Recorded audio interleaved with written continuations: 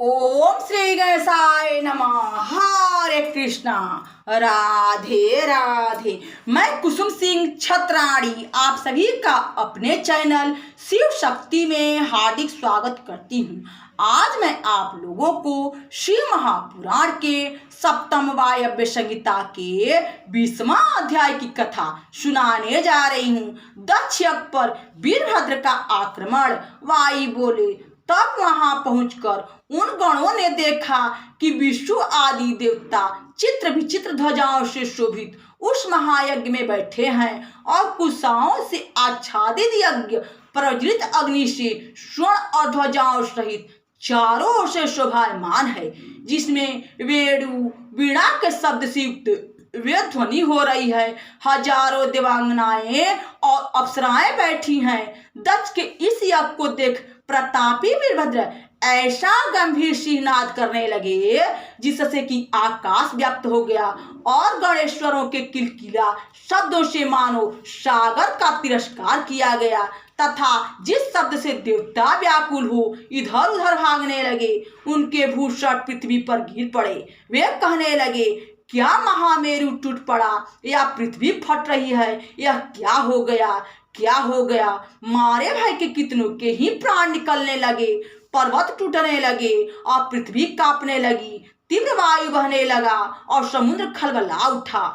अग्नि का तेज छिड़ हो गया, सूर्य की प्रभा जाती रही, ग्रहों नक्षत्रों और तारों का प्रकाश विलीन हो गया। इसी समय भद्रकाली और गणेश्वरों को साथ लिए वीरभद्र यज्ञ स्थल में जा पहुंचे, जिन्हें देखकर दक्ष भयभीत हो गया, किंतु जैसे का तैसा बैठा रहा और विवाद करने लगा। वह इनके क्रोधपूर्वक बोला, तुम कौन हो और क्या करने की इच्छा है?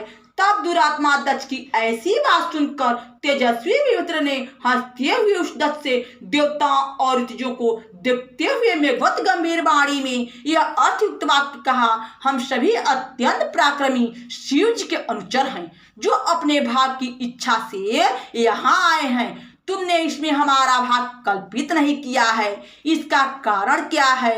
अब या तो हमारा भाग दो और नहीं तो हमसे युद्ध करो।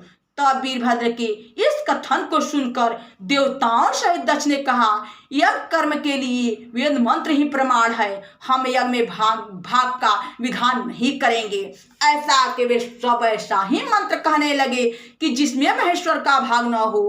तब देवताओं की असत्यता को देख वे मंत्र व्याकुल हो सनातन ब्रह्मलोक को भाग चले। वीरभद्र ने उन सब देवताओं से कहा, बल गर्वित हो, तुमने मंत्रों का प्रमाण नहीं किया, जिससे इस यज्ञ में तुम्हारे द्वारा हमारा तिरस्कार हुआ, अतः मैं तुम्हें मारकर तुम्हारा गर्व दूर करूंगा। यह कहते हुए क्रुद्ध हो भगवान भद्र अपने नेत्रों की अग्नि से उसे जलाने लगे। सारा यज्ञवाट और अन्नों का ढेर त्रिपुर के समान भस्म होने लगा।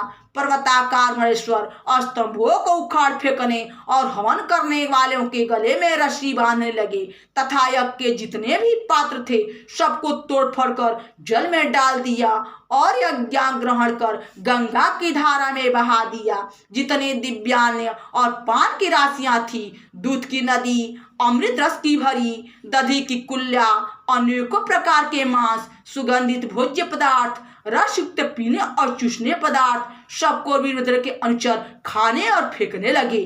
फिर वे वीरभद्र अपने आयुधों से देवताओं को मारने काटने छेदने लगे। तपस्वियों के सुर को लेकर अग्नि और जल में फेंकने लगे। कलशों को फोड़कर मड़ियों से बनी हुई वेदी को नष्ट कर दिए। फिर गाते, शब्द करते और बार बार हंसते हुए रुधिर की सुरा को पान करते हुए नाचने लगे। इंद्र सहित समस्त देवताओं को वे विषेंद्र हाथी और शिव जैसे पराक्रमी गण इस प्रकार की पीड़ा देने और ऐसी चेष्टा करने लगे कि जिससे रोंगटे थर्रा जाते हैं।